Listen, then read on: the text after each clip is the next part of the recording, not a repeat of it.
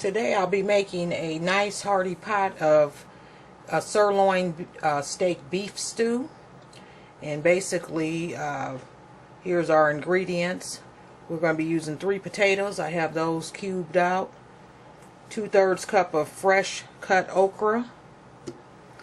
And then a half of bell pepper, a half of a medium onion, and then about 2 stalks of celery chopped up, and then about 2 large carrots cubed out here, or chopped up, and then a tablespoon of garlic.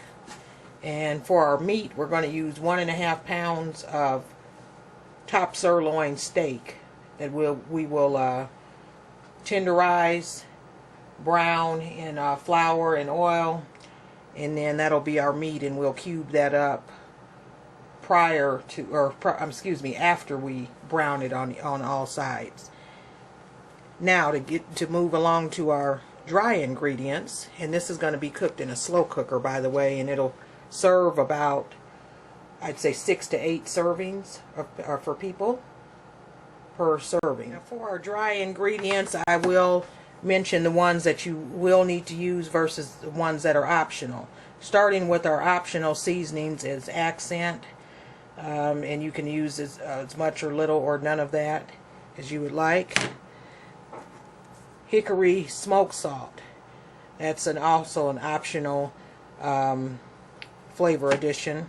As far as our meat, we're going to use this is a roast rub that I'm going to be putting on the steak, and then also we're going to be seasoning it with oxtail stew seasoning, and then we're also going to be adding parsley, Worcestershire sauce, bay leaf, black pepper, and this is a beef bouillon cube. And then this is also an optional seasoning called herbes de Provence, which is a blend of rosemary, thyme, fennel, basil, and a few other ingredients that I can't think of right off the top of my head. But this here, you want to use a small amount of. It's good on prime rib also, so I'm going to use a little bit on this since it is a nice cut of beef.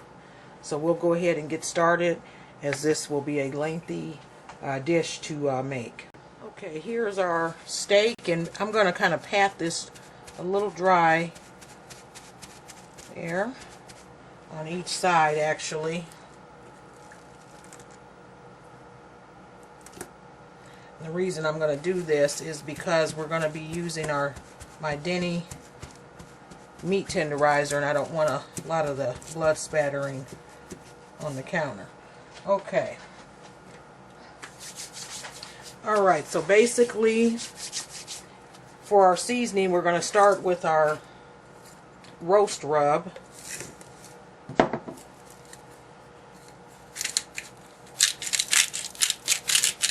going to put this on there. If you don't have any of this, you're just going to want to use just seasoning salts and what have you, just however you would season a steak or a roast. Also going to go with some black pepper.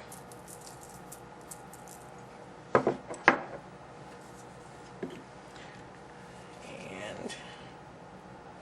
I am going to go ahead and use some of the hickory smoke here on this. And this is a salt, so you don't want to use very much. Herbes de Provence, I'm going to use some of that. And again, that's very optional. It's a strong concentrated amount of different herbs in there, so if you're not familiar with that, you may not want to use it.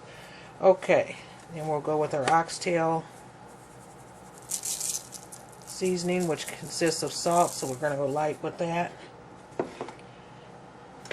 And then what I'm going to do is go ahead and take our meat tenderizer. If you don't have one of these, you can always use a meat mallet. You can see that stretching out.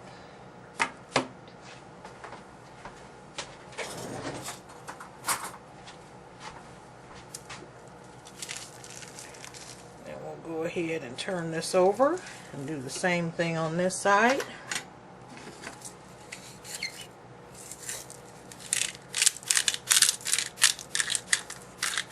And you don't have to let this marinate since we're using the meat tenderizer. Don't have to do that. Season it. Hickory smoked salt. Herbs of Provence rather. Oxtail seasoning. And this oxtail seasoning you can pick up in a Caribbean market or similar ethnic market in your area.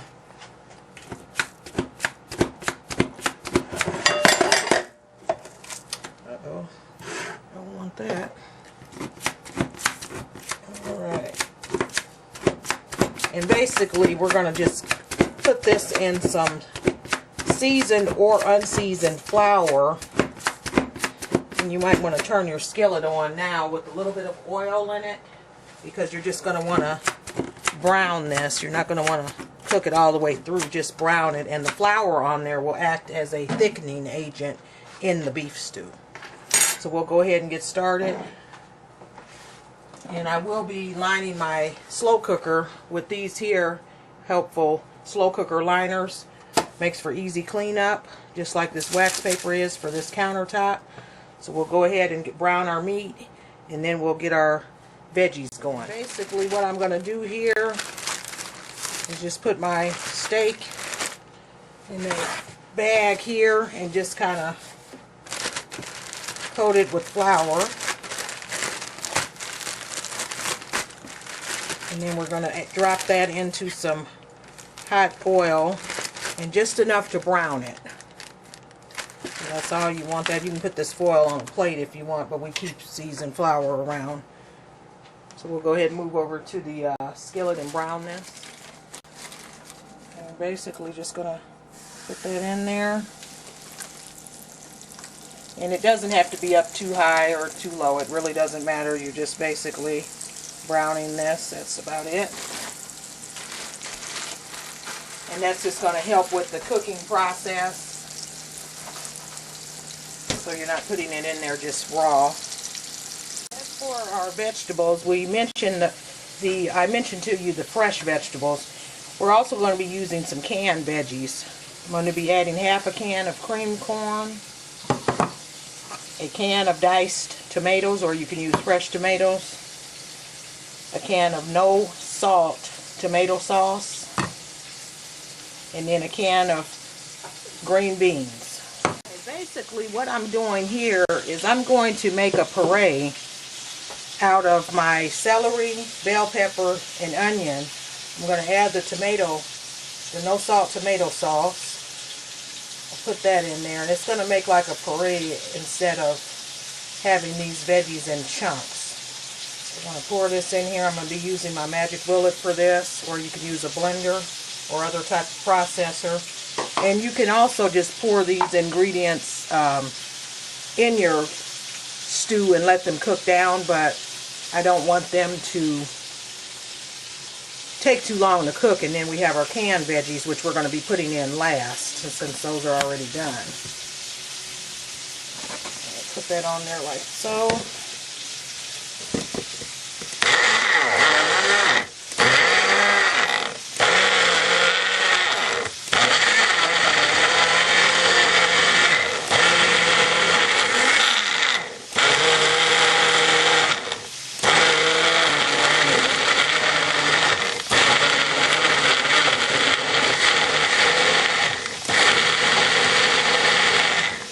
Okay, and now what I'm going to do is go ahead and add my garlic in there too. As you can hear, our meat is browning really well, and that's good. That's the way I want it to be. You can brown it the amount of time that you would like.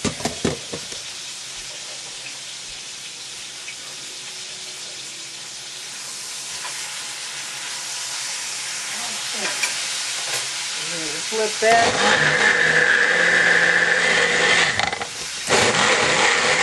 As you can see, that's coming to a nice puree type, and that will be our sauce pretty much for that. And then we can just add water to this accordingly to kind of thin that out. And back to our skillet here, we have our sirloin nice and brown.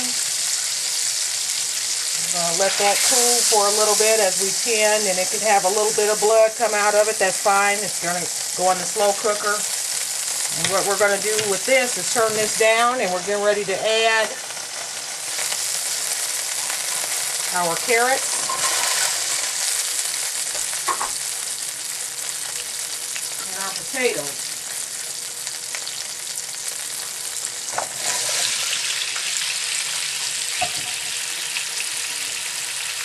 And our okra, we don't have to put in there because the okra is going to cook in the, we don't want that to get too soft too quick. But this here, we're going to smother these. And you don't need to season these because there's seasonings in the oil. So you're just going to want to get those kind of coated with that oil that was in there.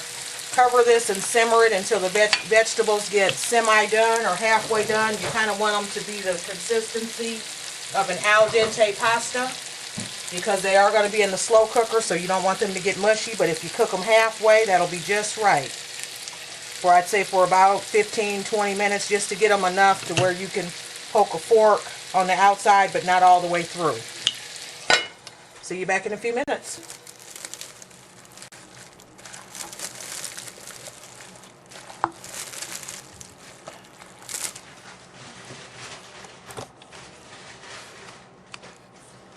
Okay, let me just add this meat in this. One more addition I forgot to add in here is about a teaspoon of sugar. That's also optional, but I am going to put it in here.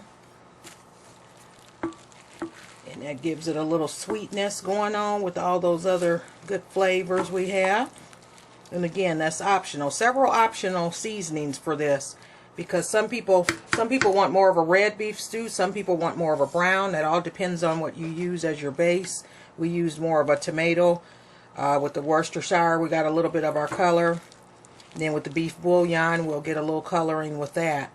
But this here is not really a brown or a red. It's kind of between. But I've seen the reddest of beef stews, and I've also seen some that look brown as gravy. So kind of depends on what you like, to each his own. Now this time I will literally see you back tomorrow. Good night. Okay. Now, as this is getting pretty hot, if your green beans kind of break up, that's fine. Got the nice big pieces of okra in there. Our potatoes. That's the main thing. The potatoes, I would let this cook overnight, and then, like I say, you can check it tomorrow in the morning and see how your flavors are and everything. And what we're going to do now is add our little bit of parsley in there.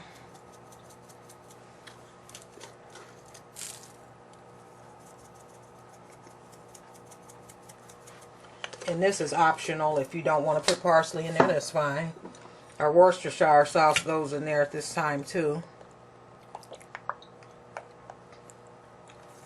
That's going to give it a good flavor. And then our beef bouillon cube. If you have bouillon cube already melted down, that's fine. And what I do, like these here, this is a particular brand that I really like because you can break these up. This is the Knorr brand, and I like those because you can break them up. Some of them are really hard and you can't do anything with them, but if you break them up and just kind of put it in there like that, it'll give it a nice beefy flavor along with your meat. And just kind of stir that around. And I put quite a bit of okra in here, and I do recommend, you can use frozen okra, but I recommend fresh because it holds together better and it gives a better flavor. So nice. And that was for the okra is 2/3 cups, which is about 14 short size okra if they're about like that. So it's not, if they're really large okras, you probably want to just use maybe 6 to 7 of them. Alright, so we'll come back and check on our stew in the morning and see what it tastes like and see what additional flavors we'll need to add, if any. Almost forgot the bay leaf. Put that down in there. Alright, see you back tomorrow. Alrighty, well, we've come to the closing of the video, and here's our finished product. We have our nice bowl of hearty beef stew. Lots of good veggies in there. Meat. That'll be very tasty. Everything came together just fine. And then alongside we have our Breton garden vegetable crackers. So again, this made a crock pot size for about 8 servings. So go pick you up some fresh veggies or use canned vegetables. Hook you up a nice pot of hearty beef stew. Stay warm and go check it out.